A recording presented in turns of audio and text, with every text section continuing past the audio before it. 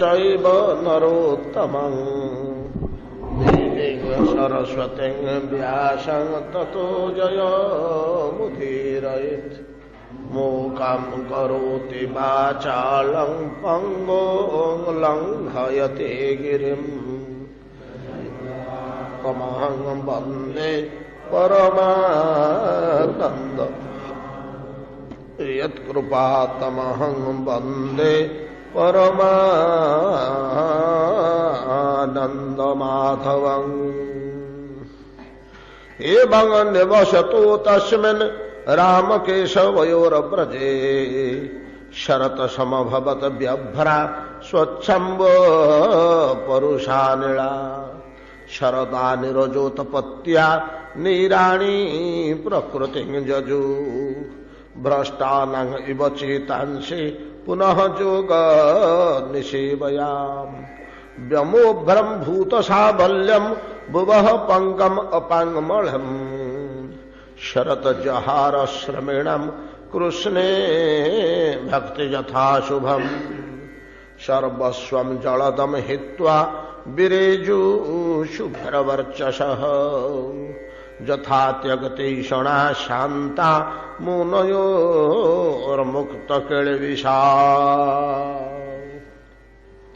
सुत गोस्वामी कहते शौनकादि मुनिगण श्रवण करंतु शरतर सुंदर आगमन विश्व वैभव प्रस्फुटित बड़ सुंदर भाव माया निर्मित मनुष्यर हृदयस्पर्शी रूपरेख प्रकृति राणीर भगवान राम कृष्ण ब्रजरे क्रीड़ा करुछंती वर्षा ऋतुर शरत ऋतुर मनोहरता को पूर्ण प्राण उपभोग करी स्वप्रकृति स्वशक्तिर विचित्र कार्यकलाप लक्ष्य करी हृष्ट होउछंती बड़ खुशी होउछंती जेपरि पुत्र वा कन्यार कृतित्व रे पिता गौरव अनुभव करती स्वशक्ति मायार आई कृतित्व सारवत्ता को आस्वादन करी भगवान बड़ तृप्ति लाभ कर शरत ऋतुर विभिन्न विचित्र व्यवस्था भितर गोटे सुंदर उदाहरण देले शुक गोस्वामी परीक्षित सम्मुखें जार पुनरालोचन करुछंती सुत गोस्वामी शरत काल चारोटी कार्य संपादन कला बड़ लक्षणीय चारोटी कार्य आकाश निर्मल जल स्वच्छ पथ शुष्क पृथ्वी शुष्क आउ प्राणी मानंगर सांकर्य दूर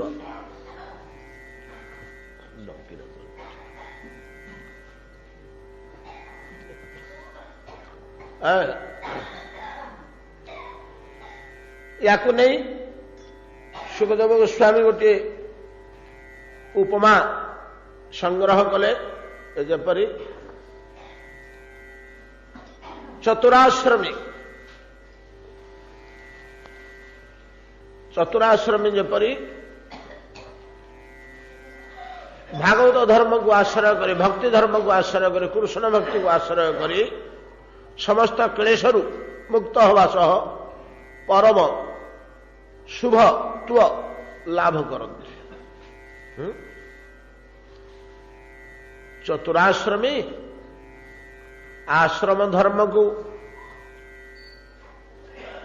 परित्याग करी कृष्ण भक्तिर आश्रय द्वारा शुभत्व लाभ करती ताहा किपरि वैदिक धर्म परित्याग करिबा शास्त्र लंघन हेले ताहा विकर्म रूपे विवेचित होला। विकर्म जे कले से पुनः शुभत्व किपरि पाइबे तो संभावना देखा जाऊनी। कौन कहले कि हमको श्रीमद भागवत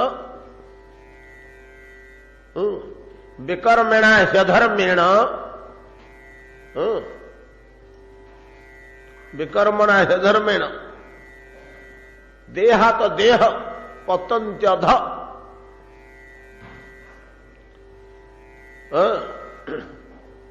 कर्म अकर्म विकर्म ये तीनोटी विचार पूर्वक जे शास्त्र विहित कर्म न करती स्वेच्छाचारी हुंती से कौन करती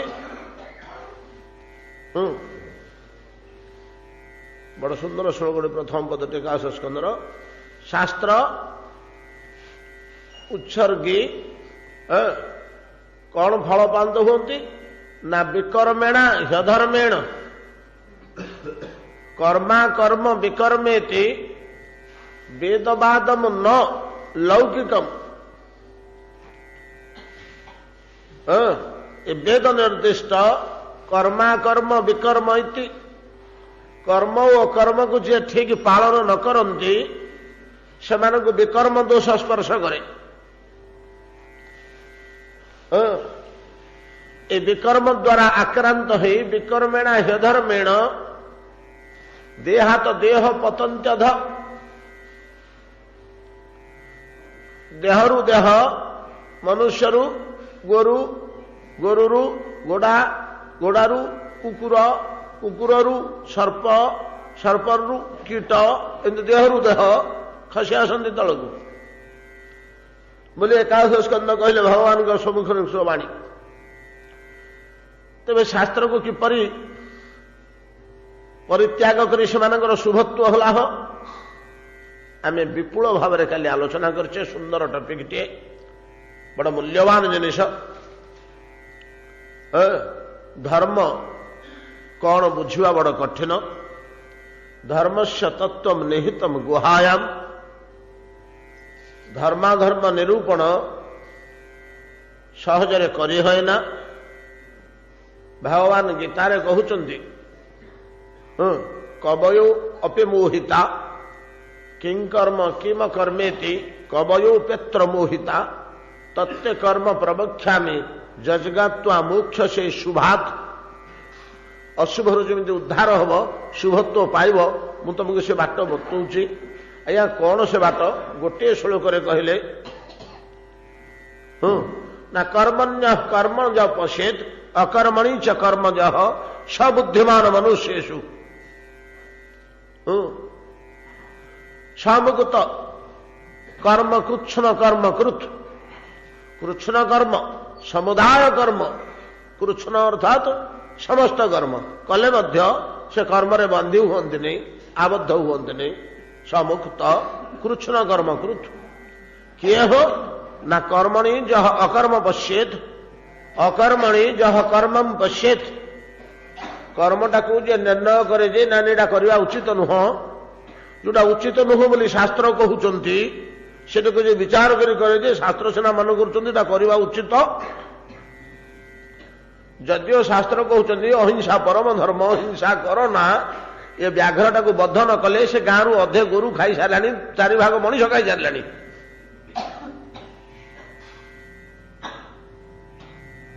आ व्याघ्र को हत्या कले हिंसा हम शास्त्र कहउचंती अहिंसा पालन कर व्याघ्र को हत्या न करी अहिंसा पालन कले एपटे गाँटी जाकर गोरु आउ मनुष्य सब नष्ट हो जाए अरे व्याघ्र तू मृग खाऊनु बन में बुलिकी अभाव अच्छी तो भगवान व्यवस्था करछंती तो ग्राम भितर बसिक मनुष्य खाइबा तो निर्देश नहीं तो हत्या करा जीवो तेणु अहिंसा परम धर्म होइथिले मध्य व्याघ्र को हत्या करवा कर्म बोली जे निर्णय करती सबुद्धिमान मनुष्येषु समुक्त कृष्ण कर्म कृत हत्यादि समस्त कर्म से कले मध्य गोटे पॉइंट आम पाइले जे कर्म रे अकर्म अकर्म रे कर्म देखी इरा कठिन जिनिस आठु आउ टिके सहज वाक्य गोटे भगवान कहले मन पड़ुची हठात दैवा तो मन पड़ जाऊँगी जस्य नाहम कृतो भाव बुद्धिर्जस्य न लिप्यते हत्वापि सह इमान लोकान न हंति न निबध्यते जदि मु करुछि এই ଅଭିମାନ ପରିତ୍ୟାଗ ପୂର୍ବକ ମନ ଓ ବୁଦ୍ଧିକୁ ଭଗବାନଙ୍କ ଉପରେ ଛାଡ଼ି କେବଳ ଇନ୍ଦ୍ରିୟ ରତି ଯୋଗିନ କର୍ମ କୁର୍ବନ୍ତି କେବଳ ଇନ୍ଦ୍ରିୟ ରତି କେବଳ ଇନ୍ଦ୍ରିୟ ଦ୍ୱାରା ତୁମେ କାର୍ଯ୍ୟ କରୁଛ ମନ ବୁଦ୍ଧି ଅଲଗା ହେଇକରି ଭଗବାନଙ୍କ ଚରଣାର ବିନ୍ଦରେ ଅଛି ତାକୁ କର୍ମ ସ୍ପର୍ଶ କରେ ନା ସେ ଶୁଭତ୍ୱ ପ୍ରାପ୍ତ ହୁଏ। ଯୋଡ଼ିଏ ବାକ୍ୟରୁ ଆମେ ଦେଖିଲେ ଯେ ବେଦୋକ୍ତ ବର୍ଣ୍ଣାଶ୍ରମ ଧର୍ମକୁ ପରିତ୍ୟାଗ କଲେ ମଧ୍ୟ ଜୀବର ଶୁଭତ୍ୱ ସମ୍ପାଦନ ହେଉଛି। ତେବେ ଅନ୍ୟ ବାକ୍ୟମାନଙ୍କର ତାତ୍ପର୍ଯ୍ୟ ଆମେ ଟାଣି ଆଣିକିରି ଏଠି ନିର୍ଣ୍ଣୟ କଲେ ଯେ ଧର୍ମକୁ ପରିତ୍ୟାଗ କରି ଭକ୍ତିକୁ ଆଶ୍ରୟ କଲେ ଈଶ୍ୱରଙ୍କ ଚରଣରେ ମନ ବୁଦ୍ଧି ସମର୍ପଣ କଲେ ଶୁଭତ୍ୱ ହବ। ଶାସ୍ତ୍ର ଲଙ୍ଘନ ଜନିତ କର୍ମ ତ୍ୟାଗ ଅକର୍ମକରଣ ଜନିତ ଫଳ ଭୋଗ ହବ ନାହିଁ। ସେତିକିରେ ଭଗବାନ ଛାଡ଼ିଲେନି ଏ ଜଟିଳ ସନ୍ଦେହାପନ୍ନ ବସ୍ତୁକୁ ଅତି ସରଳ ଭାବରେ ମନୁଷ୍ୟ ଆଗରେ ଥୋଇଦେବା ପାଇଁକି ଚରମ ନିଷ୍ପତ୍ତି ନେଲେ ସର୍ବଧର୍ମାନ ପରିତ୍ୟଜ୍ୟ ମାମେକ ଶରଣଂ ବ୍ରଜ ଅହନ୍ତଂ ସର୍ବ ପାପେଭ୍ୟୋ ଶାସ୍ତ୍ର ଲଙ୍ଘନ ଜନିତ ଯେଉଁ ପାପ ଉପସ୍ଥିତ ହେଲା ଯଦି ମୋ ପାଖରେ ତୁ ଶରଣାପନ୍ନ ହୋଇ ମୋ ପାଖରେ ମନୋବୁଦ୍ଧି ସମର୍ପଣ କରିଛୁ ସେ ପାପ ଗୁଡ଼ିକ କିପରି ତୋର ଭୋଗ ନ ହେବ ସେ କଥା ମୁଁ ବୁଝିବି। ଅହନ୍ତଂ ସର୍ବ ପାପେଭ୍ୟୋ ମୁଖ୍ୟ ହିସାବରେ ନାଇଁ କି ସର୍ବଧର୍ମ ତ୍ୟଜି କରେ କୃଷ୍ଣେର ସେବନ ନିଷିଦ୍ଧ ଆଚାର୍ୟ କଭୁ ନାହିଁ ଯାୟ ମନ। ଏତେ ଉଚ୍ଚ ସ୍ତରକୁ ଉଠି ଚୈତନ୍ୟ ଚରିତାମୃତ ନିର୍ଣ୍ଣୟ କରୁଛନ୍ତି। ଏତେ ଉଚ୍ଚ ସ୍ତରକୁ ଉଠି ଯେଉଁ ବ୍ୟକ୍ତି ସମସ୍ତ ଧର୍ମକୁ ପରିତ୍ୟାଗ କରି ଗୋବିନ୍ଦ ଉପାସନା କରୁଛି ଧର୍ମ ତ୍ୟାଗ ପୂର୍ବକ ଗୋବିନ୍ଦ ଉପାସନା। କମଳାବାଇ ନ ଗାଧେଇକିରି ଜଗନ୍ନାଥଙ୍କୁ ଖେଚୁଡ଼ି ଖୁଆଇଲା। ଧର୍ମ ହେଉଛି ଶୁଦ୍ଧ ସ୍ନାନ କରି ବସ୍ତ୍ର ପରିବର୍ତ୍ତନ କରି ଚୁଲି ଲିପାଲିପି କରି ହାଣ୍ଡି ଉତ୍ତମ ରୂପେ ମାଜି ଖେଚୁଡ଼ି ତିଆରି କରି ଜଗନ୍ନାଥଙ୍କୁ ଖୁଆଇବା ହେଉଛି ଧର୍ମ। କିଛି କରିନି, ଲୁଗା ବଦଳେଇନି, ଗାଧେଇନି, ଚୁଲି ଲିପିନି, ହାଣ୍ଡି ମାଜିନି, ବସେଇଲା ଖେଚୁଡ଼ି ଖୁଆଇଦେଲା ଜଗନ୍ନାଥଙ୍କୁ।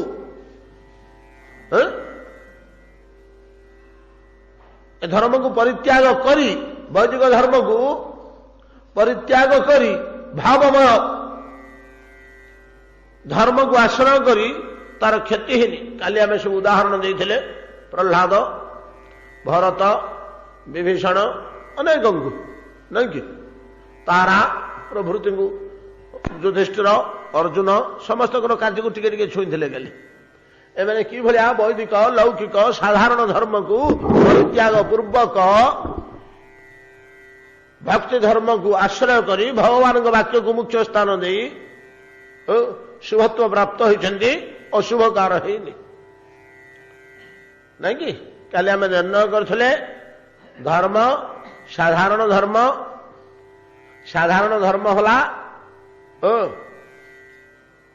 କଣ ବର୍ଣ୍ଣାଶ୍ରମ ନିର୍ଣ୍ଣିତ ବୈଦିକ ଧର୍ମ ବା ବେଦ ଧର୍ମ। ବେଦ ଯାହା କହୁଛନ୍ତି ଏଇ ବର୍ଣ୍ଣ ଏଇ କାମ କରିବେ, ଏଇ ଆଶ୍ରମ ଏଇ କର୍ମ କରିବେ।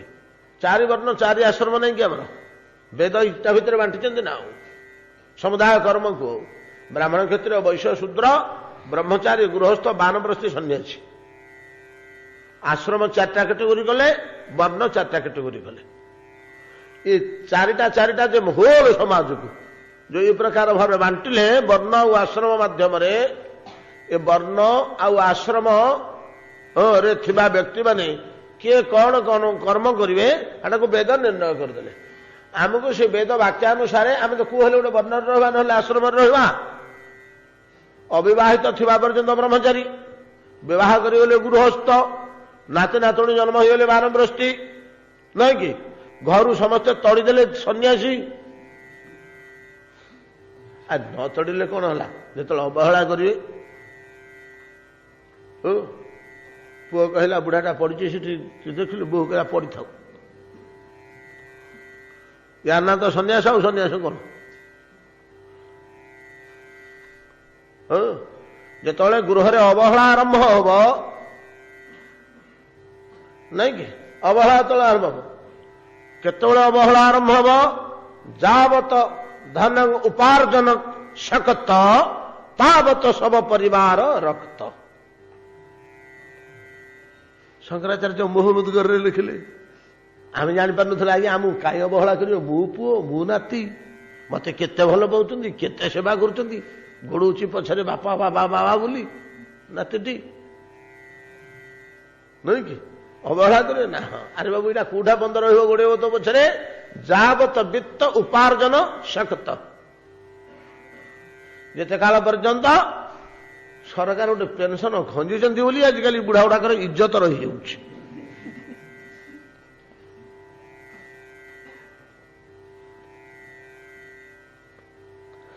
ଯାବତ ଧନ ଯାବତ ବିତ୍ତ ଉପାର୍ଜନ ଶକ୍ତ ତାବତ ସର୍ବ ପରିବାର ରକ୍ତ।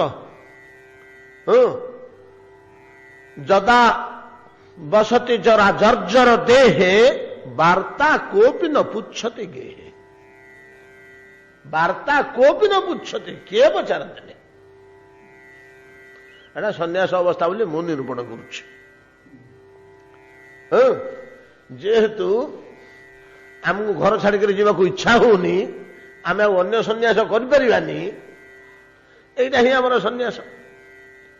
ଯେତେବେଳେ ମହାଭାରତ ଯୁଦ୍ଧ ସରିଗଲା, 10-5 ବର୍ଷ ବିତିଗଲା, ସଞ୍ଜୟ ଯୋଉ ଭାଷାରେ ଧୃତରାଷ୍ଟ୍ରଙ୍କୁ କହିଛନ୍ତି, ବିଦୁର ଯୋଉ ଭାଷାରେ, ବିଦୁର ତ ଭାଇ ଇଏ ତ ଅତିବୃଦ୍ଧ ହେଲେଣି, ବୁଝେଇଲେ ବୁଝେଇଲେ ବୁଝେଇଲେ, ଏଥର ପଳା, ଏଥର ଅରଣ୍ୟକୁ ପଳା, ଏଥର ସନ୍ନ୍ୟାସ କରିଛ। ପରିଶେଷରେ କହିଲେ ତମେ ବୁଢାବୁଢୀ ଯୋଡାକ କୁକୁର ଯୋଡେ, ଏ ଭାଷା କହିଛନ୍ତି। ତମେ କୁକୁର କୁକୁରୀ ଯୋଡେ, ତମର 100 ପୁଅଙ୍କୁ ମାଇଲେ ତାଙ୍କ ରୁଟି ଖଣ୍ଡେ ଦେଖାଉଛନ୍ତି ଖାଇବାକୁ ବୋଲିକରି, ତମେ ତାଙ୍କ ଜୀବନ ପାଟି ଲାଳ ଗଡେଇକି ଚାହିଁକି ରହିଛ, ଛାଡିକରି ଯାଉନ ତାଙ୍କ ଦ୍ୱାର ମୁହଁରୁ, ପଳା। ଏମିତି କହିବାରୁ ଯେ ବାହାରିକରି ଗଲେ। ଆଉ କଡା ଭାଷା, ଏଇଭଳିଆ ଅବସ୍ଥା। ଆଉ ତ ଆମକୁ ସନ୍ନ୍ୟାସ ବୋଲି କହିବା, ଆଉ କଣ? ସେଟା ପ୍ରକୃତରେ ସନ୍ନ୍ୟାସ, ଯେ ପ୍ରକୃତରେ ସନ୍ନ୍ୟାସ। ସନ୍ନ୍ୟାସୀ କାହାକୁ କହନ୍ତି? ଗୀତା କଣ କହିଲେ? ଗେହସୁ ନିତ୍ୟ ସନ୍ନ୍ୟାସୀ ଯେନ ଦୃଷ୍ଟି ନ କାଙ୍କ୍ଷତି ନିର୍ଦ୍ଦନ୍ଦୋ ହି ମହାବାହୁ ସୁଖମ ବନ୍ଧାତ ପ୍ରମୁଚ୍ୟତେ। ଯେତେବେଳେ ବିତୃଷ୍ଣା ଭଳି ଆସିଲା ପରିବାର ପ୍ରତି, ନାଇଁ କି ଦୁର୍ବ୍ୟବହାରରୁ ବିତୃଷ୍ଣା ଆସିବନି କି? ଯେତେବେଳେ ବିତୃଷ୍ଣା ଭଳି ଆସିଲା, ଶକ୍ତି କମିଗଲା, ଏଟା ସନ୍ନ୍ୟାସ ଅବସ୍ଥା। ଯାହା ହଉ, ଏ 4 ଆଶ୍ରମ ଭିତରୁ କୋଉ ହେଲେ ଗୋଟେ ଆଶ୍ରମରେ ଆମେ ରହିବାକୁ ବାଧ୍ୟ, କୋଉ ହେଲେ ଗୋଟେ ବର୍ଣ୍ଣରେ ରହିବାକୁ ବାଧ୍ୟ। ଏ 4ଟା ଭଗବାନ ସୃଷ୍ଟି କରିଥିବାରୁ ଏଥିରୁ ଖସି ପଳେଇବା ପାଇଁ ଆମକୁ ବାଟ ନାହିଁ। ଆଜ୍ଞା ମୁଁ ଖ୍ରୀଷ୍ଟିଆନ ହେଇଯିବି, ସେମାନଙ୍କର ମଧ୍ୟ ବର୍ଣ୍ଣ ଅଛି, ଆଶ୍ରମ ଅଛି, ଜାଣିପାରୁନାହାନ୍ତି ସିନା ଅଛି। ଯେମିତି ଆମ ଦେହରେ ରୋଗଟା ଅଛି ଆମେ ଜାଣିପାରିନି ପର୍ଯ୍ୟନ୍ତ, କିନ୍ତୁ ରୋଗଟା ଅଛି, ସେମିତି ସେ ଭିତରେ ମଧ୍ୟ ଅଛି। କି ଖ୍ରୀଷ୍ଟିଆନ ମାନଙ୍କୁ କଣ ମୁଁ ତିଆରି କରିନି କି? ତାଙ୍କୁ ଆଉ କିଏ ତିଆରି କରିଛି? ଈଶ୍ୱର ଆଲ୍ଲାହ ତେରେ ନାମ, ଏକ ଈଶ୍ୱରଙ୍କୁ ଭିନ୍ନ ଭିନ୍ନ ଶବ୍ଦରେ, ମୁସଲମାନଙ୍କୁ ମଧ୍ୟ ମୁଁ ତିଆରି କରିଛି। ତେଣୁ ବର୍ଣ୍ଣାଶ୍ରମ ଧର୍ମ ସମସ୍ତଙ୍କ ପାଇଁ ଲାଗୁ ହେଇଛି। ସମସ୍ତେ ଆଶ୍ରମ ଭିତରେ ରହିବେ, ସମସ୍ତେ ବର୍ଣ୍ଣ ଭିତରେ ରହିବେ। ଏଇ ବର୍ଣ୍ଣ ଓ ଆଶ୍ରମରେ ଯୋଉ କର୍ମ ବାଣ୍ଟି ଦେଇଛନ୍ତି ବେଦ, ତାହା ନିର୍ବାହ କରିବା ସାଧାରଣ ଧର୍ମ ବା ବୈଦିକ ଧର୍ମ। ଏଇ ଧର୍ମ ଠାରୁ ଆଉ ଟିକେ ଉଚ୍ଚ କୋଟିର ଧର୍ମ, କାଲି ଆମେ ଯାହା ଆଲୋଚନା କରିଥିଲେ ଡିଟେଲ ଭାବରେ ଭାଗବତ ଧର୍ମ। ଭାଗବତ ଧର୍ମର ମାଧ୍ୟମ, ପ୍ରାରମ୍ଭ, ମାଧ୍ୟମ ଓ ଉତ୍ତମ ସ୍ତର ଆମେ କାଲି ଆଲୋଚନା କରିଛେ। এই মাধ্যমিক ভাগবত ধর্মକୁ ହିଁ কৃষ্ণ ভক্তি ବୋଲି କୁହାଯାଏ। এই ধর্ম ত্রিধা, বিশেষ ধর্ম, বিশেষতর ধর্ম, বিশেষতম ধর্ম। প্রভু শ্রীরাম সাধারণ ধর্ম পালন କରୁଥିଲେ, ଲକ୍ଷ୍ମଣ, ଭରତ, ଶତ୍ରୁଘ୍ନ ଭାଗବତ ଧର୍ମ ତିନୋଟିକି ପାଳନ କରୁଥିଲେ। ତାଙ୍କ ଜୀବନ ଚର୍ଚ୍ଚା କଲେ ଆମେ ଏଗୁଡ଼ା ସବୁ ବୁଝିବାକୁ ପାଇବା। ଅତଏବ ଚତୁରାଶ୍ରମୀ ସ୍ୱ ସ୍ୱ ବୈଦିକ ଧର୍ମ ପାଳନ କଲେ ଯୋଉ କଷ୍ଟ କ୍ଲେଶ ପାଆନ୍ତି, ତାକୁ ପରିତ୍ୟାଗ କରି ଯଦି କେବଳ ଭକ୍ତିକି ଆଶ୍ରୟ କରନ୍ତି, ଆଶ୍ରମ ବର୍ଣ୍ଣରେ ଥିଲେ ମଧ୍ୟ ଓ ବୈଦିକ ନିର୍ଦ୍ଦେଶ ନ ପାଳିଲେ ମଧ୍ୟ ତାଙ୍କର ଯେପରି ଶୁଭ ଉତ୍ପାଦନ ହୁଏ ଶରତ କାଳ ସେଇଭଳିଆ ଏଇ ଚାରୋଟିକି ଶୁଭ୍ର କରିଦେଲା। ଆଉ ୟା ଉପରେ ବେଶୀ ଘାଟିବନି, ଏ ଗୋଟେ ଅସରନ୍ତି ଜିନିଷଟେ। ବ୍ୟୋମ ବ୍ରହ୍ମଭୂତ ସାବଲ୍ୟଂ ଭୁବଃ ପଙ୍କଂ ଅପାଙ୍ଗମଳଂ ଶରତ ଜହାର ଶ୍ରମଣଂ କୃଷ୍ଣେ ଭକ୍ତି ଯଥା ଶୁଭମ୍ ସର୍ବସ୍ୱଂ ଜଳଦମ ହିତ୍ୱା ବିରେଜୁ ଶୁଭ୍ରବର୍ଚସ ଯଥା ତ୍ୟକ୍ତେ ଶୁଣା ଶାନ୍ତା ମୁନୟ ମୁକ୍ତ କେଳେ ବିଷା। ମୁନି ମନନଶୀଳା ଈଶ୍ୱର ଉପାସନା କରିବାକୁ ହେଲେ ଆମକୁ ପ୍ରଥମରୁ ଶେଷ ପର୍ଯ୍ୟନ୍ତ ଗୋଟିଏ ଜିନିଷ ଲକ୍ଷ୍ୟ ରଖିବାକୁ ହବ ଯେ ବାସନା ଚତୁଷ୍ଟୟ, ଈଷଣା ଚତୁଷ୍ଟୟ। ବାସନା ତ ଅନନ୍ତ, ତା ଭିତରେ ଈଷଣା ଯୋଉଟାକ ଅପରିହାର୍ଯ୍ୟ ବାସନା, ଯୋଉ ବାସନା ଗୁଡାକୁ ଏଡେଇ ଦେବା ପାଇଁ ଆମର ଶକ୍ତି ନାହିଁ, ପାରିବା ନାହିଁ, ଅପରିହାର୍ଯ୍ୟ ବାସନା ତାକୁ ଈଷଣା କୁହାଯାଏ। ମାତ୍ର ଚାରୋଟି, ଏ ଚାରୋଟି ଈଷଣାର ଅନ୍ତର୍ଗତ ଅନନ୍ତ କୋଟି ବାସନା। ଅନନ୍ତ କୋଟି ବାସନା ଏ ଚାରିଟାର ଶାଖା ପ୍ରଶାଖା। ଈଷଣା ଗୁଡ଼ିକରୁ ଯଦି ମୁକ୍ତ ନ ହୁଏ ତାହେଲେ ଋଷି ବା ମୁନି ବା ଉପାସକ ବା ସାଧକ ତାର ବାସ୍ତବ ସିଦ୍ଧିରେ ପହଞ୍ଚି ପାରେ ନାହିଁ। ବାସନା ଗୁଡ଼ିକ ତାକୁ ଟାଣି ପକାନ୍ତି, କ୍ଷତ ବିକ୍ଷତ କରି ପକାନ୍ତି, ନାନା ପ୍ରକାର ପରିସ୍ଥିତିରେ ପକାଇ ଦିଅନ୍ତି। ଈଷଣା ଆମେ ବିଶ୍ୱାମିତ୍ରଙ୍କ କଥା ଆଲୋଚନା କରିଥିଲେ ବୋଧେ, ନାଇଁ କି? କିପରି ମେନକା ଦ୍ୱାରା କେତେ କେତେ ଋଷି, କେତେ କେତେ ଋଷି, କିଏ ଧନ ଲୋଭରେ ପଡ଼ିଛି, କିଏ ପୁତ୍ର ଲୋଭରେ ପଡ଼ିଛି। ଆପଣଙ୍କର ଭରତ ପୁତ୍ର ଲୋଭରେ ପଡ଼ିଗଲେ ନା? ବିଶ୍ୱାମିତ୍ର ଯେମିତି ମେନକାର ଲୋଭରେ ପଡ଼ିଗଲେ, ଦାରେ ଈଷଣା, ଭରତଙ୍କର ଈଷଣାଟା କ'ଣ? ଅପରିହାର୍ଯ୍ୟ ବାସନାଟା। ମୃଗ ଶିଶୁକୁ ପୁତ୍ରବତ ସ୍ନେହ କରି ଅବସ୍ଥା ଭୋଗ କଲେ, ନାଇଁ କି? ପୁଅକୁ ପାଳିଲା ଭଳିଆ ପାଳୁଥିଲେ ତ ଆଉ କ'ଣ? ପୁଅକୁ ପାଳିଲା ଭଳିଆ ପାଳୁଥିଲେ। ଧନକୁ ଅତିକ୍ରମ କରି ଯାଇଛନ୍ତି ଭରତ, ରାଜ୍ୟ ତ୍ୟାଗ କରିଦେଇ ପଳେଇଲେ। ଧନେଷଣା ନାହିଁ, ଧନେଷଣା ନାହିଁ, ପୁତ୍ରେଷଣାରେ ପଡ଼ିଗଲେ। ବିଶ୍ୱାମିତ୍ର ଦାରେଷଣାରେ ପଡ଼ିଗଲେ। এই ପ୍ରକାର ଭାବରେ ଏମାନଙ୍କର କଳମ ସ୍ପର୍ଶ କରିଛି ଏମାନଙ୍କୁ। ତ ଶୁକଦେବ ଗୋସ୍ୱାମୀ କହୁଛନ୍ତି ସମ୍ରାଟ ପରୀକ୍ଷିତ, ହରି ଉପାସନା କରିବାକୁ ହେଲେ ଚାରିଟାକ ଈଷଣାକୁ ତମକୁ ଦୃଢ଼ ଭାବରେ ତ୍ୟାଗ କରିବାକୁ ହବ। ଆଜ୍ଞା ଖାଇବି କ'ଣ? ଖାଦ୍ୟ ତ ପଛରେ ବଢ଼େଇବ, କେତେ ଖାଇବୁ? ପଡ଼ିଥିବ ତୁ ପଳେଇବୁ, ମୁଁ ଦେବିନି। ତୁ କାହିଁକି ଖାଇବି ଖାଇବି ହଉଛୁ ଅଜାମର ପଣ୍ଡା ଭଳିଆ?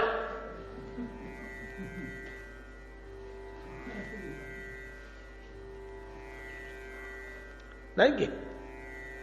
ମୁଁ ଯୋଗେଇବି।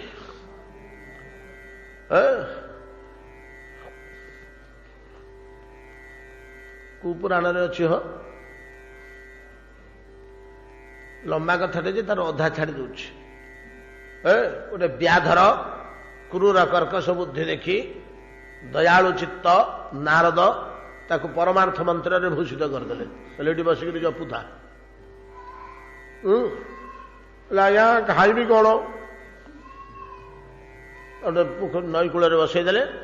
କହିଲେ କି ଏଠି ନା ତୁ ଯୋଡ଼େ ତିନିଟା ଦିନ ଅପେକ୍ଷା କରେ, ତୁ ଯୋଡ଼େ ତିନିଟା ଦିନ ଅପେକ୍ଷା କରେ, ଆଉ ମୁଁ ଘରେ ପହଞ୍ଚିଲେ ସିନା କ'ଣ ଟିକେ ବ୍ୟବସ୍ଥା କରିବି। ଏ ଫଳ ଟିକି ମୂଳ ଟିକି କଇଁ ମାଢ଼ିକି କ'ଣ ଏମିତି ଖାଇକରି ବଞ୍ଚିଯାଏ ନଈରୁ। 2-3 ଦିନ ଚଳେଇ ଦେ। 2-3 ଦିନ ଚଳେଇ ପାରିବୁ ନା? ହଁ 2-3 ଦିନ ସମ୍ଭାଳିଦେବି। ତାପରେ ମୁଁ ପଠେଇବି, ମୁଁ ଘରକୁ ଯିବି, ସବୁ ବ୍ୟବସ୍ଥା କରିବି, ଗୋଟେ ଟିଫିନ୍ କ୍ୟାରିୟର କିଣିବି ଅଦଳ ବଦଳ କରି ନେବା ପାଇଁ, ତେବେ ତ ପଠେଇବି। ଟିକେ ସମୟ ଲାଗିବ। ଏ ଯୋଡ଼େ ତିନିଟା ଦିନ ତୁ ଟିକେ ଅପେକ୍ଷା କର। ବସେଇଦେଲେ ପଳେଇଲେ। ଯେ ପଳେଇଲେ ଆଜ୍ଞା ସେ ତ ନାରଦ ମୁନି ଭୁଲିଗଲେ, ଗୋଟାକୁ ବସେଇକିରି ଆସିଛି ଭୁଲି ହେଇଗଲେ। ଇଏ ଜଗିଛି, ଗୁରୁଦେବ ତ ଖାଇବାକୁ ପଠେଇବେ କହିଛନ୍ତି, ଗୁରୁଦେବ ତ ଖାଇବାକୁ ପଠେଇବେ କହିଛନ୍ତି। ଆଉ ତାଙ୍କ କଥା ଭାଙ୍ଗିଦେଲେ କାଳେ ପଠେଇବେନି, ତେଣୁ ସେ ଚାପି ହେଇକିରି ବସିଛି ଆଜ୍ଞା, ଖାଲି ଆଖି ବୁଝିକିରି ରାମ ରାମ ରାମ ରାମ ରାମ କୃଷ୍ଣ କୃଷ୍ଣ କୃଷ୍ଣ କହୁଛି, ଯୋଉ ମନ୍ତ୍ର ଦେଇଛନ୍ତି କରୁଛି। ମାଇପି ମାନେ ସବୁ ନଈ ତୁଠକୁ ଗାଧେଇବାକୁ ଆସନ୍ତି, ପାଣି ନେବାକୁ। ଗାଧୁଆ ପାଧୁଆ କଲା କହିଲେ କିଏ ହେଲେ ଗୋଟେ ଏଠି ବସିଛି ସକାଳୁ ଘଣ୍ଟେ ହେଲାଣି ନାକୁ ଝିପିକିରି ବସିଛି ମୁଣ୍ଡକୁ ସିଧା କରିକିରି ଭଲ କରି ଚାଲେ ଏଇଟା ତା ଅମୁକ ଗାଁର ବ୍ୟାଧଟା ଏଇ ବଣର 2 ଦିନ 3 ଦିନରେ ଶୁକର ବରାହ ପ୍ରଭୃତି ବଧ କରିକିରି ତାର ମାଂସ ବିକ୍ରି କରି ଆଣେ ଇଏ କୋଉଦିନ ବାବାଜୀ ହେଲା ଏଠି କ'ଣ ପାଇଁ ବସିଛି ଏମିତି କିଏ କହିଲା ଚୋରୁଟା କିଏ କହିଲା ଠକୁଟା କିଏ କହିଲା ଆମର ସୁନା ରୂପା ଛଡ଼େଇ ନେବ ଚାଲେ ସେ ଘର ପଳେଇବା ଡରନ୍ତି ସମସ୍ତେ ବ୍ୟାଧଟା ଆଉ ପିଲାଦିନଠୁ ଗୋଟେ ତାକୁ ଦେଖିକି ଭୟ ହେଇଯାଇଛି ତାର କର୍କଶ ରୂପ କର୍କଶ ବ୍ୟବହାର ଜୀବବଦ୍ଧ କରି କରି ଏମିତି ହେଇଯାଇଛି 2-3 ଦିନ ଭୟ କରିକିରି ପଳେଇଲେ ଏକୁଟିଆ ଆସିଲେ ଦିନେ ଦେଖିଲେ 2 ଦିନ ଦେଖିଲେ 3 ଦିନ ଦେଖିଲା ବେଳକୁ ଗୋଟେ ଦୟାଳୁ ବୁଢ଼ୀଟେ ଥିଲା ସେ ବସିଛି ସେମିତି ଏଠୁ ତ ଉଠୁନି ଖାଉଛି କ'ଣ ଲୋ କାହିଁକି କେତେବେଳେ ତ କିଏ ଖାଇବାର ଦେଖିନି ବ୍ୟାଧଟି ହେଲେ କ'ଣ ହେଲା ବାବାଜୀ ହେଇଗଲାଣି ଭୋକରେ ମରିଯିବ ସିଏ ତା ଘରେ ପିଠା ଖଣ୍ଡିଏ ବଳିଥିଲା ରାତିର ସିଏ ତାକୁ ପୁଡ଼ିଆ ବାନ୍ଧିକିରି ଆଣିଥିଲା ଏ ପୁଅ ଏ ଖଣ୍ଡାକ ଖାଇଦେ ଭୋକରେ ପ୍ରାଣ ଛାଡୁଥିଲା ତାର ଖାଇଲା ଏମିତି ହଉ ଯୋଉ ଲୋକଟା ଅତି ଖରାପ ପଥରେ ଥିବ ସେ ଯଦି ଭଲ ପଥକୁ ପଡ଼ି ଆସିଲା ସମସ୍ତଙ୍କର ତା ପ୍ରତି ଗୋଟେ ଅଲଗା ମନୋବୃତ୍ତି ଜାତ ହେବ ଯିଏ ଜନ୍ମରୁ ଭଲ ପଥରେ ଗତି କରୁଛି ତାର ସବୁ ଶତ୍ରୁ ହେବେ କିନ୍ତୁ ନିହାତି କୁପଥରୁ ଯେ ସତ୍ପଥକୁ ଆସୁଛି ସେ ଅନ୍ୟମାନଙ୍କର ଅତ୍ୟନ୍ତ ଅନୁଗ୍ରହ ଲାଭ କରେ ସବୁଦିନ ସେ ଗୋଟେ କଲେ ଆଉ କ'ଣ ହେଲେ ତା ପାଇଁ ତ ଉଠିକିରି ଯାଏନି ସେଠୁ ଆଉ ଗୋଟେ ଆଣି କ'ଣ ହେଲେ ପୁଞ୍ଜିଏ ଘରୁ ସ୍ତ୍ରୀ ଲୋକମାନେ ଆଣି ଖାଇବାକୁ ତାକୁ ଦିଅନ୍ତି ଆଉ କିଛି କାଳ ପରେ ନାରଦ ଆସିଲେ ନାରଦ ସେ ବାଟେ ଯାଉଥିଲେ ତାଙ୍କ ସେଥିରେ ପର୍ବତ ମୁନି ଥିଲେ ପର୍ବତ ଆମର ଗୋଟେ ଚେଲା ଏଠି ଥିଲା ହିଁ ଦେଖିବା ଅଛି ନା କୁଆଡ଼େ ଉଠି ପଳେଇଲେଣି ଗଲେ ବହୁତ କଥା ଅଛି ତା ଭିତରେ ତାକୁ ଆଲୋଚନା କରିବାନି ଯାହା ଆସି ପହଞ୍ଚିଲେ ଯେତେବେଳେ ପହଞ୍ଚିଲେ ଦଣ୍ଡବତ ପ୍ରଣାମ କଲା ଗୁରୁଦେବ କହିଲା ଗୁରୁଦେବ ମୁଁ ତ ଗୋଟେ ଲୋକ ଆପଣ ଏତେ ଗୁଡ଼େ କାହିଁ ପଠଉଛନ୍ତି ଖାଇବାକୁ ନା ହଁ ଖାଉଥା ଯେତିକି ପାରିବୁ ଖା ପେଟ ଭର୍ତ୍ତି କରି ଖା ହରିନାମ କରେ ଖାଇବା ପାଇଁ କିଛି ରେଷ୍ଟ୍ରିକ୍ସନ୍ ନାହିଁ କିନ୍ତୁ ହରିନାମ ଛାଡ଼ିବୁନି ଆଜ୍ଞା ଗୋଟେ ଲୋକ ମୁଁ କେତେ ଖାଇବି କାହିଁ ଫିଙ୍ଗା ଫୋପଡ଼ା କରିବା ଆଉ ଅଳ୍ପ ପଠେଇବେ ଏତେ ପଠେଇବେନି ସେ ଜାଣିଛି ନା ଗୁରୁଦେବ ପଠଉଛନ୍ତି ବୋଲି ପଠେଇବା ଲୋକ ପଠଉଛି ନାରଦଙ୍କର ସେ ବିଶ୍ୱାସ ଅଛି ଆରେ ତା ନାମ କରି ବସିଲେ ସେ ପଠେଇବନି ଖାଇବାକୁ ତା ପାଇଁ ଆମର ସିନା ସେ ବିଶ୍ୱାସ ନାହିଁ ନାରଦଙ୍କର ସେ ବିଶ୍ୱାସ ଅଛି 2 ଦିନ 3 ଦିନ ଟିକେ ସମ୍ଭାଳିଛ ଆଉ ଦୃଢ଼ ଭାବରେ ନାମକୁ ଧର ଏ ଖାଇବାକୁ ପଠେଇବନି ଏଇ ବିଶ୍ୱାସରେ ନାରଦ ପଳେଇଲେ ପଠେଇବା ଲୋକ ପଠେଇବ ମୁଁ ପଠେଇବି ବୋଲି କହିଦେଇକିରି ପଠେଇବା ଲୋକ ପଠଉଛି ବ୍ୟାଧ ପ୍ରଚୁର ଭୋଜନ କରୁଛି ପାରୁନି ଖାଇପାରୁନି ଅତଏବ ଏଇ ପ୍ରକାର ତ ଭାଗବତ କୃପା ଜୀବ ଲାଭ କରିବ ବର୍ଣ୍ଣାଶ୍ରମ ଧର୍ମକୁ ଅତିକ୍ରମ କଲେ ମଧ୍ୟ ତ ଈଷଣା ଗୁଡ଼ିକ ଯଦି ପରିତ୍ୟାଗ ନ କରାଯାଏ ତାହେଲେ ଜଣେ ମୁନି ସେ ତାଙ୍କର ସିଦ୍ଧି ସ୍ତରରେ ଆସିପାରିବେ ନାହିଁ ଖାଇବି ହବା ଦରକାର ନାହିଁ ସେ ଈଷଣାଟାକୁ ଛାଡ଼ ଖାଦ୍ୟ ତ ଆସିକିରି ଆପେ ପହଞ୍ଚିବ ଖାଦ୍ୟ ଏମିତି ଗୋଟେ ଜିନିଷ ଏ ଜଗତରେ କେହି ହେଲେ କ୍ଷୁଧାରେ ରହିବନି ଆଜ୍ଞା ଖାଇବା ଦାୟିତ୍ୱଟା ଭଗବାନ ନେଇଛନ୍ତି ସମସ୍ତଙ୍କର ଏ ବିଶ୍ୱାସ ଆମର ହଉନି ସହଜରେ ସମସ୍ତଙ୍କର ଖାଇବା ଦାୟିତ୍ୱ ଭଗବାନ ନେଇଛନ୍ତି ଶିଶୁ ମା ପେଟ ଭିତରେ ଥିଲାବେଳେ କ'ଣ ଖାଇବ ନାଇଁ କି ଆମେ ଚକୁଳି ଚିତଉ ତିଆର କରିକି ଖୁଆଉଛେ ତାକୁ ଗର୍ଭସ୍ଥ ଶିଶୁକୁ ଜନ୍ମ ହେଲା ପରେ ଯେତେବେଳେ ଦାନ୍ତ ଉଠିନି କ'ଣ ଖାଇବ କେତେଥର କହିଛି ୟା ଉପରେ ଥିବା ଉପନିଷଦର ଗଳ୍ପ ମନେ ପକାନ୍ତୁ ଥାଳ ଫାଳ ଫୋପାଡ଼ି ଦେଇକରି ଚେଲା ପଳେଇଲା ଗୁରୁ ଆଗରେ ବୋଲେ ଜୁ ଭଗବାନ କେବେ ଶିଶୁ ଜନ୍ମ ହେବ ଯେ ତା ପାଇଁ ଖାଦ୍ୟ ବ୍ୟବସ୍ଥା କରି ପୂର୍ବରୁ ରଖିଛନ୍ତି ସେ ଆମ ପାଇଁ ଖାଇବାକୁ ପଠେଇବେନି ଯେ ଆମେ ଖରାରେ ବୁଲି ବୁଲି ଗାଁ ଭିକ ମାଗିବି ଗୁରୁଦେବ ତମେ କିଛି ଜାଣିନ ତୁ କ'ଣ ଜାଣିଲୁ ରେ ନା କେବେ ଜନ୍ମ ହେବ ଯେ ଶିଶୁ ତା ପାଇଁ ଖାଦ୍ୟ ବ୍ୟବସ୍ଥା କରି ଭଗବାନ ଆଗରୁ ରଖିଛନ୍ତି ଆମ ପାଇଁ ରଖିନାହାନ୍ତି ଆମେ ନିଶ୍ଚୟ ଆସିବୁ, ଆପଣ ବସନ୍ତୁ ଏଠି। ଗୁରୁ ବୋଲି ମୁଁ କହୁଥିଲି ଏଟାକୁ ପଠେଇବିନି ବୋଲି ଜନପଦକୁ। ଜାଣିଛନ୍ତି ଗୁରୁଦେବ ୟା ପାଖରେ କି ବିଶେଷତ୍ୱ ବୈଶିଷ୍ଟ୍ୟ ଅଛି, ପିଲାଟା ପାଖରେ କି ସଂସ୍କାର ଅଛି, ନାଇଁ କି? ମନେ ପଡୁଛି ତ ସେ କଥା। ଏଟା ଉପନିଷଦର ଉଦାହରଣ, ଛୋଟିଆ କଥା ନୁହଁ, ସର୍ବୋଚ୍ଚ ଧର୍ମଶାସ୍ତ୍ର। ଏହି ପ୍ରକାର ଭାବରେ ଅନ୍ନର ବ୍ୟବସ୍ଥା ଭଗବାନ କରିଛନ୍ତି। ଆମର ଅନ୍ୟ ଈଷଣା ରଖିବା କଣ ଦରକାର? ଆହାରଟା ଅପରିହାର୍ଯ୍ୟ, ଆଉ ସବୁଟା ତ ପରିହାର୍ଯ୍ୟ ନା। ଅଳଙ୍କାର ନ ପିନ୍ଧିଲେ ଚଳିବ, ବସ୍ତ୍ର ନ ପିନ୍ଧିଲେ ଚଳିବ, ଆହାର ନଥିଲେ ଚଳିବ, ଘର ନଥିଲେ ଚଳିବ, ଗାଡି ଘୋଡା ନଥିଲେ ଚଳିବ, ଆହାର ନଥିଲେ ଚଳିବନି। କେତେ ପରିମାଣର ଆହାର ଦରକାର ନିହାତି ଚଳିବା ପାଇଁ? ଯାବତ ଭ୍ରିୟେତ ଉଦରମ୍ ତାବତ ସତ୍ୱଂ ହି ଦେହିନାମ୍ ଅଧିକଂ ଯୋଭିମନ୍ୟେତ ସସ୍ତେନ ଦଣ୍ଡମ ଅର୍ହତି। ସପ୍ତମ ସ୍କନ୍ଧ। ଶାସ୍ତ୍ର କଣ କହିଲେ? ଯାବତ ଭ୍ରିୟେତ ଉଦରମ୍, ପେଟରେ ଯେତିକି ଧରିବ ସେତିକି ତମ ପାଖରେ ପହଞ୍ଚେଇ ଦିଆଯିବ ଡେଇଲି। ତାର ବ୍ୟବସ୍ଥା ଅଛି, ସ୍ଥାୟୀ ବ୍ୟବସ୍ଥା। ଯାବତ ଭ୍ରିୟେତ ଉଦରମ୍ ତାବତ ସତ୍ୱଂ ହି ଦେହିନାମ୍ ଅଧିକଂ ଯୋଭିମନ୍ୟତେ, ଯେତିକି ପେଟରେ ଧରିବ ସେତିକି ରଖିବୁ, ଆଉ ପୁଳେ ଉପରଓଳି ପାଇଁ ରଖିଦେବୁନି। ଯଦି ଉପରଓଳି ପାଇଁ ପୁଳେ ରଖିଦେଲୁ ତାହେଲେ ଚୋର ରୂପେ ତୁ ସାବ୍ୟସ୍ତ ହବୁ। ସ୍ତେନ, ସ୍ତେନ କହିଲେ ଚୋର, ଆଉ ଦଣ୍ଡ ଦିଆଯିବ ତମେ। କାରଣ ଆଉ କିଏ ଖାଇଥାନ୍ତା ଆଜି, ତୁ ରଖିଦେଲୁ। ବଡ କଡା କଠୋର କଥା ମାନେ ଉପନିଷଦ କହନ୍ତି। ଯାହା ହଉ, ଏତାଦୃଶ ଭାବରେ ଯେତେବେଳେ ସମସ୍ତ ବ୍ୟବସ୍ଥା ଅଛି, ମାୟା ଆମ ଭିତରେ ଗୋଟିଏ ବାସନା ପୁରେଇ ଦେଇଛି, ଈଷଣା ପୁରେଇ ଦେଇଛି। ସେଇ ଈଷଣା ଗୁଡାକ ଆମକୁ କୁକର୍ମ କରେଇ ଦଉଛି, ଉପରଓଳି ପାଇଁ ରଖିଲା ଭଳିଆ ଅପକର୍ମ କରେଇ ଦଉଛି। ଏ ଅପକର୍ମ ଗୁଡାକୁ କଳମସ କୁହାଯାଏ। ଏ କଳମସ ଦ୍ୱାରା ମୁନିର ତେଜ ନଷ୍ଟ ହୁଏ, କଳା ପଡିଯାଏ, ସେ ତାର ତେଜ ରହେ ନା। এই বাসনা বা ঈষণা গুড়িকু যে মুক্ত হয়ে সে তেজময় হয়ে আত্মপ্রকাশ করে, কলমসহীন হয়ে যায়। কলমসহীন হয়ে গেলে তেজিয়ান হয়ে উঠে মুন্নি।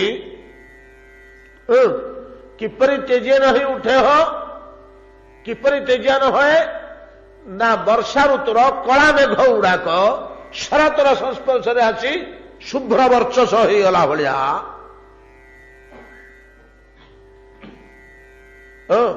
ଧଳା ସୁନ୍ଦର ଶୁଭ୍ର ନିର୍ମଳ ମନୋହର ମେଘଖଣ୍ଡ ଭାସି ଯାଉଛି, ଦେଖିବ ଗୋଟେ ଖୁସି ଲାଗୁଛି। ବର୍ଷା ଦିନରେ ତ କଳା ହଳଦିଆ ମେଘ ଘଡା ଘଡା ଘଡା ଘଡା ଆବାଜ କରି ବିଜୁଳି ଚମକେଇକିରି ପଳେଇ ଆସେ। ପ୍ରାଣ ବିକଳରେ କାମ ଅଧାରେ ପକେଇ ଆମେ ଦୌଡ଼ିକିରି ଘରକୁ ପଳୁ। ବର୍ଷା ବର୍ଷା ବର୍ଷା ଆସିଲା ଚେଞ୍ଚି ବଇଲେ। ଶରତ କାଳରେ ମେଘକୁ ଦେଖିଲେ ସେଠି ଛିଡା ହେଇକିରି ଚନ୍ଦ୍ରପକ୍ଷ ହେଇଛି, ଭାସି ଯାଉଛି ମେଘ ଖଣ୍ଡ ଖଣ୍ଡ। କେଡେ ମନୋହର ଦୁଶୁଛି, କେଡେ ସୁନ୍ଦର ଦୁଶୁଛି। କବି ମାନେ କେଡେ ସୁନ୍ଦର ଲେଖିଛନ୍ତି। ଜଳଦ ପଟଳ ଚଳ ମିନ୍ଦୁ ବିନିନ୍ଦକ ଚନ୍ଦନ ତିଳକ ଲଲାଟମ୍। ଜୟଦେବ ଲେଖିଲେ ଗୀତ ଗୋବିନ୍ଦରେ। ଶରତ କାଳରେ ପୂର୍ଣ୍ଣଚନ୍ଦ୍ର ପଡିଛି, ଖଣ୍ଡ ଖଣ୍ଡ ମେଘ ତା ଉପରେ ଭାସି ଯାଉଛି। ଜଳଦ ପଟଳ ଚଳ ମିନ୍ଦୁ ବିନନ୍ଦକ ଚନ୍ଦନ ତିଳକ ଲଲାଟମ୍। ଭଗବାନଙ୍କ ମସ୍ତକରେ ଗୋଟେ ଗୋଲିଆ ଚନ୍ଦନ ପାଟିଏ କୁବଜା ଲଗେଇଦେଲା। ଇଏ ତ ଦାଣ୍ଡରେ ନାଚି ନାଚି ଡେଇଁ ଡେଇଁ ଯାଉଛନ୍ତି। ମା ବାନ୍ଧିଥିବା କେଶ ଗୁଡ଼ିକ ସବୁ ଉଲୁରି ପଡିଛି, ଯୋଉଗୁଡ଼ିକ ସବୁ ଅଳକା ଚୂର୍ଣ୍ଣ କୁନ୍ତଳ ଇଏ କପାଳ ଉପରକୁ ଝୁଲି ପଡିଛି। ସେଗୁଡାକ ଯେତେବେଳେ ଝୁଲୁଛି ତା ଭିତରେ ଚନ୍ଦନ ପାଟି କେତେବେଳେ ଦୁଷି ଯାଉଛି, କେତେବେଳେ ଲୁଚି ଯାଉଛି, କେତେବେଳେ ଦୁଷି ଯାଉଛି, କେତେବେଳେ ଲୁଚି ଯାଉଛି। କିପରି ନା ଚନ୍ଦ୍ରମା ଯେପରି ମେଘମାଳା ଚାଲି ଯାଉଥିଲା ବେଳେ କେତେବେଳେ ଦୁଷେ କେତେବେଳେ ଲୁଚେ। ଜଳଦ ପଟଳ ଚଳ ମିନ୍ଦୁ ବିନିନ୍ଦକ ଚନ୍ଦନ ତିଳକ ଲଲାଟମ୍। ଏ ପ୍ରକାର ଭାବରେ ତ ଶୁଭ୍ର ବର୍ଚସ ଆକାଶ ବିରେଜୁ ବିରାଜମାନ କଲା ମେଘମାଳା। ଭୟଙ୍କର କାଳିମା ରୂପ କର୍କଶ ରୂପ ପରିତ୍ୟାଗ ପୂର୍ବକ କୋଉ କାଳରେ? ଶରତ କାଳରେ। କିପରି ସେ ଏମିତି ଶୁଭ୍ର ହେଲା ହୋ ନା ସର୍ବସ୍ୱ ତ୍ୟାଗ କରିଦେଲା ବୋଲି ଶୁଭ୍ର ହେଇଗଲା, ସୁନ୍ଦର ହେଇଗଲା। କଣ ସର୍ବସ୍ୱ ତ୍ୟାଗ କଲା ନା ତାର ଯେତକ ସମ୍ପତ୍ତି ଥିଲା ସବୁ ଛାଡ଼ିଦେଲା, ଉତ୍ସର୍ଗ କରିଦେଲା। କଣ ତା ଦେହରେ ସମ୍ପତ୍ତି ଥିଲା? ମେଘର କଣ ଆଉ ସମ୍ପତ୍ତି? ପାଣି କୁଆପଥର, ଆଉ କଣ ସମ୍ପତ୍ତି ଅଛି? ସର୍ବସ୍ୱ ହିତ୍ୱା ସବୁତକ ପାଣି ଢାଳି ଦେଲା ପରେ ଶୁଭ୍ର ବର୍ଚସ ହେଇଗଲା ମେଘ ଶରତ କାଳରେ। ବର୍ଷା କାଳର ତାର ଯୋଉ ରୂପ ଥିଲା ମେଘମାଳାର, ଶରତ କାଳରେ ଆଉ ସେ ରୂପ ନାହିଁ। ସେ ପ୍ରକାର ମୁନି ଯଦି ଚାରିଟା ଈଶ୍ୱରଙ୍କୁ ପରିତ୍ୟାଗ କରିଦିଏ, ମେଘ ଜଳ ତ୍ୟାଗ କଲା ପରି ସେ ବି ତେଜରେ ହେଇ ଉଠେ। ସର୍ବସ୍ୱଂ ଜଳ ଦାହିତ୍ୱା ବିରେଜୁ ଶୁଭ୍ରବର୍ଚସ ଯଥାତ୍ୟକ୍ତେ ଈଷଣା ଶାନ୍ତା ମୁନୟୋର ମୁକ୍ତ କେଳିବିଷା। କେଳିବିଷ କାଳିମା ପାପ। ଗିରୟ ମୁମୁଚୁ ସ୍ତୋୟಂ କ୍ୱଚିତ ନ ମୁମୁଚୁ ଶିବମ୍ ଯଥା ଜ୍ଞାନାମୃତମ କାଳେ ଜାନ ଜ୍ଞାନିନୋ ଦଦତେ ନବା। ଗିରୟ ପର୍ବତଗଣ ମୁମୁଚୁ ସ୍ତୋୟಂ, ମୁମୁଚୁ ତ୍ୟାଗ କଲେ, ମୋଚନ କଲେ। କଣ ମୋଚନ କଲେ ନା ତୋୟମ୍। ତୋୟମ୍ କଣ ହୋ? ଜଳ, ଝରଣାର ଜଳ। କିଦୃଶ ନା ଶିବମ୍, ଅତ୍ୟନ୍ତ ନିର୍ମଳ, ସ୍ୱଚ୍ଛ, ସୁସ୍ୱାଦୁ, ମଧୁର, ସମସ୍ତ ଦୋଷହୀନ। ଆମେ 14 ଟଙ୍କା ଦେଇକରି ପାଣି କିଣି ଆଣୁଛେ ବୋତଲେ, ତା ଭିତରେ ତ ମଲା ଜିଆ ଖଣ୍ଡ ଖଣ୍ଡ ବାହାରୁଛି। ଝରଣାର ଜଳରେ ବାହାରିବ। ପର୍ବତରୁ ଯୋଉ ଜଳ ଗଡ଼ି ଆସୁଛି ଝରଣାରେ ବାହାରୁଛି, ତା ଦେହରେ କୌଣସି ମଇଳା ନାହିଁ। ଗିରୋୟ ମୁମୁଚୁ ସ୍ତୋୟମ୍ କ୍ୱଚିତ ନ ମୁମୁଚୁ ଶିବମ୍। ସ୍ତୋୟମ୍ ଶିବମ୍, ଶିବମ୍ ଶୁଦ୍ଧ, ମଙ୍ଗଳଦାୟକ, କଲ୍ୟାଣଦାୟକ, ନିର୍ମଳ ଜଳ। ଗିରୟ ମୁମୁଚୁ, ପର୍ବତଗଣ ପରିତ୍ୟାଗ କଲେ, ମୋଚନ କଲେ। ପରିତ୍ୟାଗ ତ ନୁହଁ, ମୋଚନ କଲେ, ଖୋଲିଦେଲେ। କଳକଳ ତାନରେ ପର୍ବତ ଉପରୁ ଝରଣା ଗଡ଼ି ଆସୁଛି ତଳକୁ। କୋଉଠୁ ବାହାରୁଛି ହ ନା କନ୍ଦରା ମାନଙ୍କରୁ। କୋଉ କନ୍ଦରାରୁ ନା ଦିପଟେ ଉଚ୍ଚା ଥିବ, ମଝିରେ ଟିକେ ଯଦି ଗହିରିଆ ହେଇଗଲା ତାକୁ କନ୍ଦରା କହନ୍ତି, ନାଇଁ କି? ଗିରିକନ୍ଦର, ଗିରିକନ୍ଦର କହନ୍ତିନି। ଗିରିର ତୁଙ୍ଗ ଚୂଡା ଭାଗ ରହିଛି, ତାର ଅଧାରୁ ବଡ ବଡ ହୁଡା ଭଳିଆ ଉଚ୍ଚା ଉଚ୍ଚା ଯୋଡେ ଗଡ଼ି ଆସିଲା ତଳକୁ। ଆପଣ ଯାଉନାହାନ୍ତି ଦେଖିବେ। କୋଉଠି? ଆମର ଏଇ ନିକଟରେ କୋଉଠି ଅଛି? ବରୁଣେଇ। ଦିପଟେ ଦିଟା ତୁଙ୍ଗ, ପର୍ବତ ଦେହରୁ ଖସି ଆସିଛି, ମଝିରୁ ଝରଣାଟିଏ ବାହାରିଛି। ଆଉ ଟିକେ ସିଆଡକୁ ଗଲେ ନାରାୟଣୀ। ଦିପଟେ ଦିଟା ଉଚ୍ଚା ଜାଗା ରହିଛି, ମଝିଟା କନ୍ଦର, ଅନ୍ଧାରିଆ ସୁନ୍ଦର ଝରଣାଟିଏ ବାହାରିଛି। ସେପଟକୁ ପଳେଇଲେ ଏଇ ଯୋଉ ଛତିଆ ପାଖରେ କଣ ସେଟା ଚଣ୍ଡିଖୋଲ। ପାହାଡ ଏମିତି ଦିପଟକୁ ଉଚ୍ଚା ହେଇଯାଇଛି, ମଝିରୁ ଝରଣାଟିଏ ବାହାରିଛି। 2 କିଲୋମିଟର ସେପଟକୁ ପଳେଇଲେ ମହାବିନାୟକ। ଝରଣା ସବୁ କୋଉଠୁ ବାହାରେ? ଗିରି କନ୍ଦରରୁ ବାହାରେ। ଗିରୟ ମୁମୁଚୁ ତୋୟମ୍ ଶିବମ୍, ସ୍ୱଚ୍ଛ ନିର୍ମଳ ଜଳ ପର୍ବତଗଣ ମୋଚନ କଲେ। କଲେ ଯେ କଣ ସବୁ କନ୍ଦରାରୁ ବାହାରୁଛି କି? ନାଇଁ। ଗିରିରେ ତ ସହସ୍ର କନ୍ଦରା ରହିଛି, ସବୁ କନ୍ଦରାରୁ ଜଳ ବାହାରୁନି। କୋଉ କୋଉ ଗିରି କନ୍ଦରରୁ ଗିରି ନିର୍ଝରଣୀ ବାହାରିଛି, ଆଉ କୋଉ କୋଉ କନ୍ଦର ଭିତରେ ଜଳ ପାଇବେନି ଆପଣ। ସେଇଭଳିଆ ଗିରି କନ୍ଦର, ଠିକ ସେଇଭଳିଆ ଉଚ୍ଚା ନିଗଞ୍ଜ ଗଛ ପତ୍ର। ସେଠୁ ବାହାରିଲା, ଏଠୁ କାହିଁ ବାହାରୁନି? କିଏ କହିବ? ତା ପାହାଡକୁ ପଚାର। ପର୍ବତକୁ ପଚାରେ। ଏ ହାତରେ ଘାଟେ ବାହାରିଲା ବୋଲି ଏ ହାତରେ ମଧ୍ୟ ବାହାରିବ? ସେମିତି କିଛି ନିଶ୍ଚିତ ନାହିଁ। କୌଣସି କୌଣସି ଗିରି କନ୍ଦରରୁ ଗିରି ନିର୍ଝରଣୀ ନିର୍ଗତ ହଉଛି। ଶରତ ବର୍ଷା ଋତୁ, ତ ବର୍ଷା ଋତୁରେ ସବୁଠୁ ବହୁଥିଲା ପାଣି। ଉପରେ ବର୍ଷା ହେଲେ ପାଣି ପଡୁଥିଲା, ଆଉ କଣ?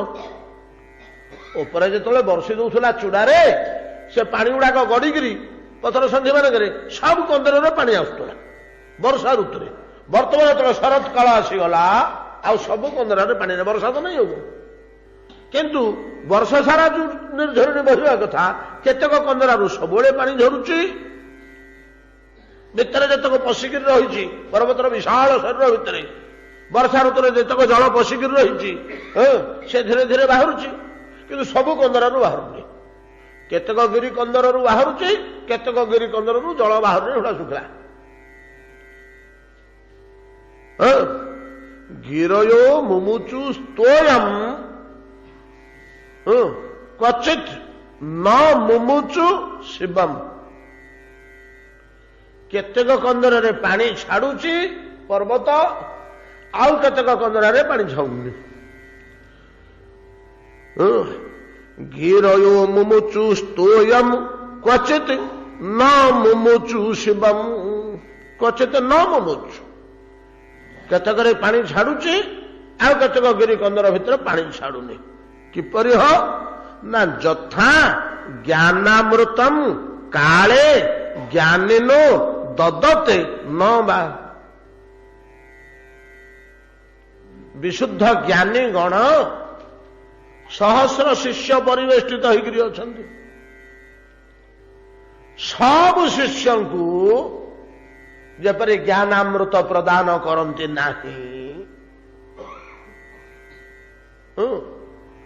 ଗୋଟିଏ ଗୋଟିଏ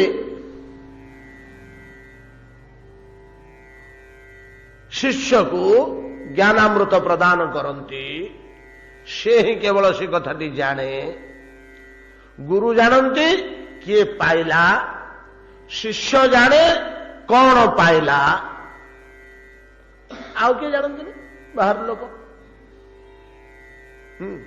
ସହସ୍ର ଶିଷ୍ୟ ଥିଲେ ମଧ୍ୟ କେତୋଟି ଶିଷ୍ୟ ଜ୍ଞାନାମୃତ ପ୍ରାପ୍ତ ହେଲେ, ଆଉ କେତେକ ଶିଷ୍ୟ ପାଇପାରିଲେନି। ସେଇ ଗୁରୁ, ସେଇ ଆଶ୍ରମ, ସେଇ ମନ୍ତ୍ରୋପଦେଶ, ସେଇ ବ୍ୟବସ୍ଥା, ସେଇ ସବୁ, ସେଇ ଶିକ୍ଷା ଦୀକ୍ଷା, କିନ୍ତୁ କେତେକ ପ୍ରାପ୍ତ ହେଲେ, କେତେକ ପ୍ରାପ୍ତ ହେଲେନି। ଏଇ ଗୁରୁ ତମେ ଏମିତି କଣ କଲ, 10 ଜଣଙ୍କୁ ଦେଲ ଆଉ 30 ଜଣଙ୍କୁ ଦେଲନି? ମୁଁ କଣ କରିବି, ପର୍ବତ ତ ସବୁ କତରାରେ ପାଣି ଛାଡୁନି। କାହିଁକି ଛାଡୁନି ପଚାରୁନ ତାକୁ, କାହିଁକି ପାଣି ଛାଡୁନି?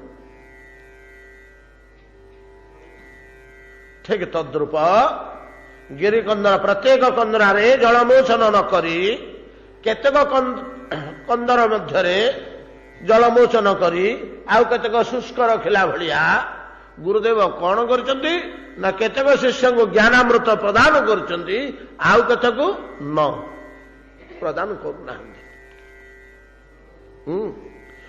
ଗିରୋୟ ମୁମୁଚୁ ସ୍ତୋୟମ୍ କ୍ୱଚିନ୍ନ ମୁମୁଚୁ ଶିବଂ ଯଥା ଜ୍ଞାନାମୃତମ କାଳେ ଜ୍ଞାନିନୋ ଦଦତେ ନ ବା।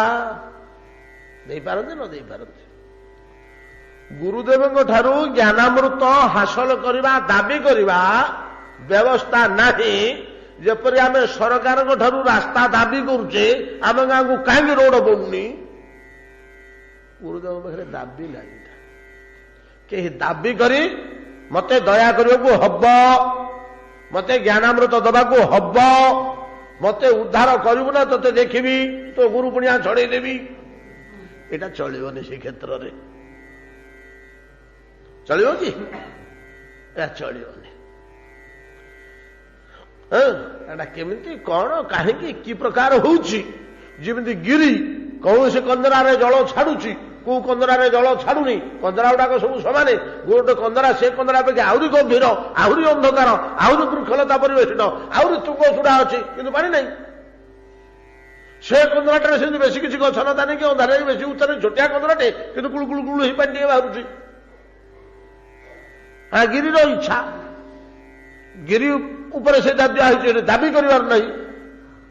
ସେଇଭଳିଆ ଗୁରୁଦେବଙ୍କ ଠାରୁ ଜ୍ଞାନାମୃତ ଲାଭ କରିବା ପାଇଁକି ଦାବି ନାହିଁ, ଜୋର ନାହିଁ। ତେବେ ଗୋଟେ ମୋଟାମୋଟି ଅଛି। ଗୁରୁଦେବ ଲକ୍ଷ୍ୟ କରିବେ, ଯେ ଜ୍ଞାନ ପ୍ରାପ୍ତ ହେଲେ ସେ ଜ୍ଞାନ ରାଶିକି ରକ୍ଷା କରିପାରିବ। ଆମମାନଙ୍କର ଏଇଟା ବିଚାର। ଆମମାନଙ୍କର କୌଣସି ଶାସ୍ତ୍ର ନିର୍ଦ୍ଦେଶ ନାହିଁ। ଅବା ତାର ଆଚରଣ, ତାର ସ୍ୱଭାବ, ତାର ଅନୁଭବ ଶକ୍ତି ଇତ୍ୟାଦି ଗୁଡକୁ ଲକ୍ଷ୍ୟ କରି ଅବା ଦଉଥିବେ ବୋଲି ଭାବୁଛୁ ଆମେ। ତେବେ ଗୋଟେ ମୋଟାମୋଟି କଥା ଶାସ୍ତ୍ର କହୁଛନ୍ତି, ଆରେ ପିଲେ ତମେ ଅକାତର ପ୍ରାଣରେ ଗୁରୁଦେବଙ୍କୁ ସେବା କର ଏବଂ ତମେ ଗ୍ରହଣ କରିଯାଅ ଯେ ମୋ ଗୁରୁଦେବ ମୋ ପାଇଁ ଦେବତା, ମୋ ପାଇଁ ଦେବତା, ଇଷ୍ଟଦେବଙ୍କ ଠାରୁ ବି ଶ୍ରେଷ୍ଠ। ମୋ ଗୁରୁଦେବ ଭଳି ଆଉ କିଏ ନାହିଁ। ଆଜ୍ଞା ଶାସ୍ତ୍ର ତ ଏତେ କଥା ଲେଖିଛନ୍ତି ଯେ ଆଉ କିଛି କହିବାର ନାହିଁ। ସିଧାସଳଖ କହୁଛନ୍ତି ଜୀବେର ନିସ୍ତାର ଲାଗି ନନ୍ଦସୁତ ହରି ଭୁବନେ ପ୍ରକାଶ ହନ ଗୁରୁ ରୂପ ଧରି।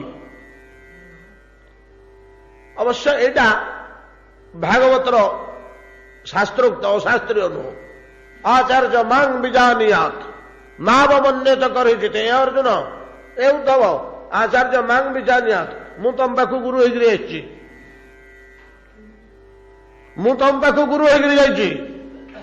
ଆଚାର୍ଯ୍ୟ ମାଂ ବିଜାନିୟାତ ଏଇଟା ଦ୍ରୌପଦୀ ପାଳନ କରିଥିଲେ। ଆଜ୍ଞା ଅର୍ଜୁନ ହରିକା କେତେ ଦୂର ପାଳନ କରିଥିବେ କହିପାରିବିନି, କିଛି କିଛି ଅର୍ଜୁନ ପାଳନ କରନ୍ତି, ନହେଲେ ସେ ଗୁରୁ ପୁଅକୁ ଲୁଚେଇକିରି ଶିଷ୍ୟକୁ ମନ୍ତ୍ର ଦେଇଥାନ୍ତା। ଦ୍ରୋଣ କଣ କଲେ? ଅଶ୍ୱସ୍ଥାନକୁ ଗୋପନରେ ରଖି ବିଦ୍ୟା ପ୍ରଦାନ କରିଦେଲେ ନା ଅର୍ଜୁନଙ୍କୁ। ପୁତ୍ର ଏକମାତ୍ର ପୁତ୍ର, ଫେରେ ତାର ମା ନାହିଁ, ବାପର ଅତ୍ୟନ୍ତ ପ୍ରିୟ, କେତେ କେତେ ପ୍ରିୟ ନା ପ୍ରାଣ ତୁଲ୍ୟ ପ୍ରିୟ।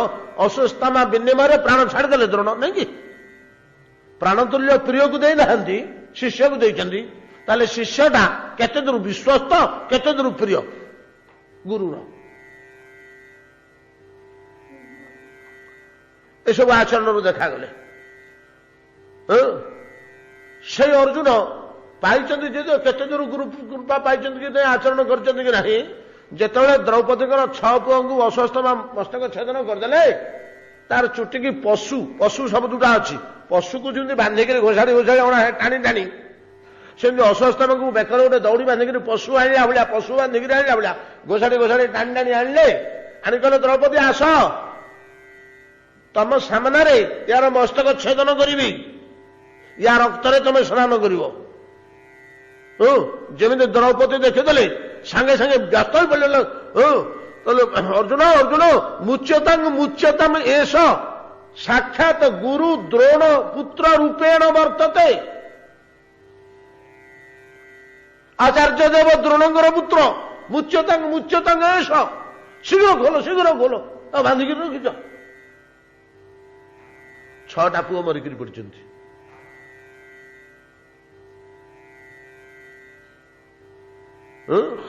ଖୋଲ ଖୋଲ ଶୀଘ୍ର। ପ୍ରଥମ ସ୍କନ୍ଧରେ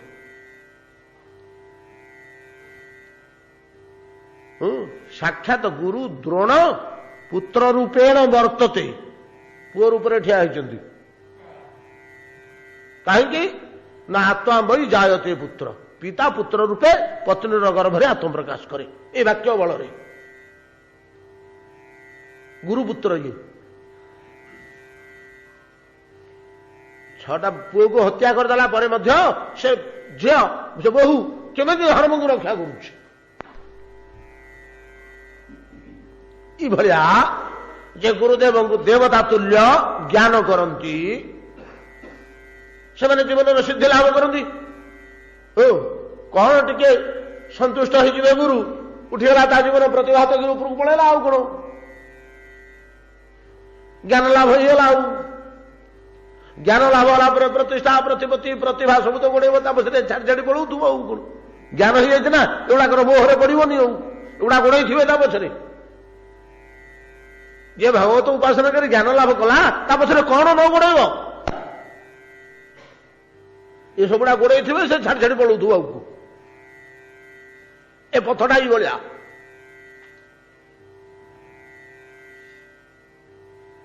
ଏ ପଥଟା ଏଇଭଳିଆ।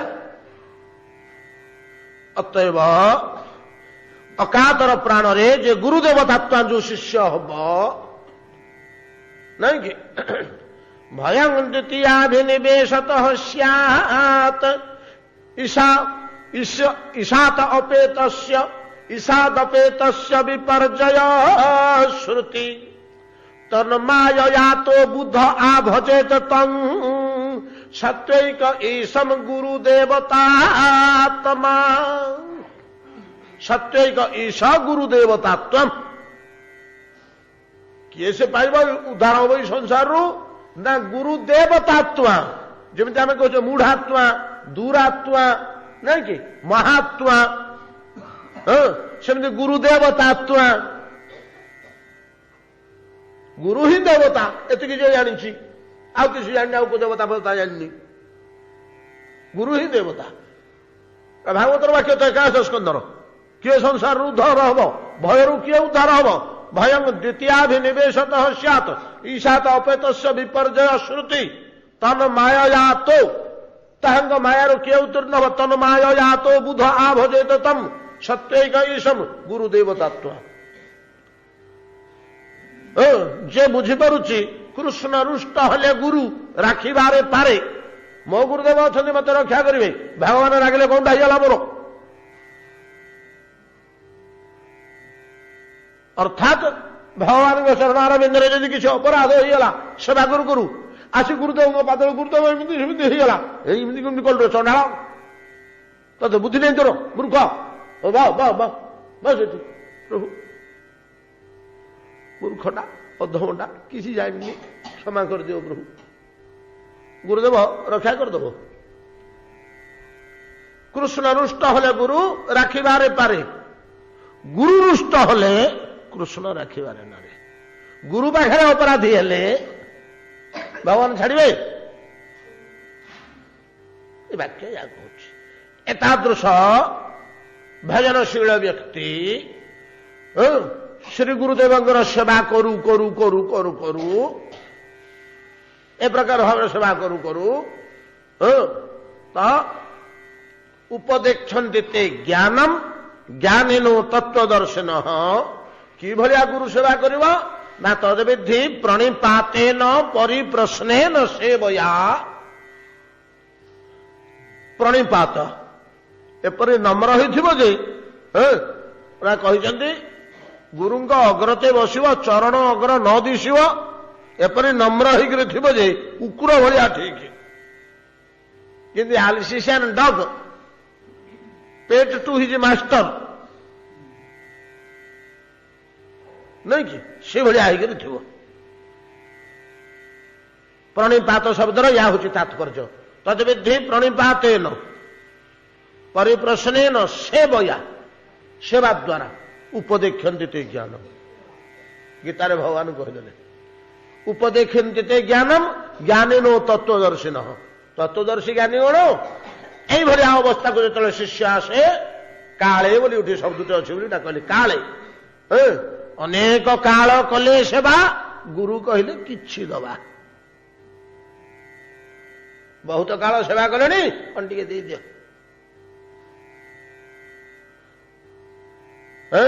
अतएव क्वचित ददति क्वचित न ज्ञानामृतम जपरि गुरुदेव गिरयो मुमुचु तोयम क्वचिन्न मुमुचु शिवम जथा ज्ञानामृतम काले ज्ञानिनो ददते न बा क्या दान करती ज्ञानामृत क्या दान करती नहीं जपरी तद्रूप शरत ऋतु गिरी माने कौन से कंदरारू जलमोचन करुछंती कौन से कंदरारे नहीं जाओ समय विलंबित हलानी झामलारे पड़क दी दिन है टे लेट हो जाऊला लेट हेले आम पाठ दी दिन याक असुंदर है भल पाठ हो अल्प समय हेले मूल्यवान पाठ होता जहा आज शीत पड़ुची खूब जोर रे।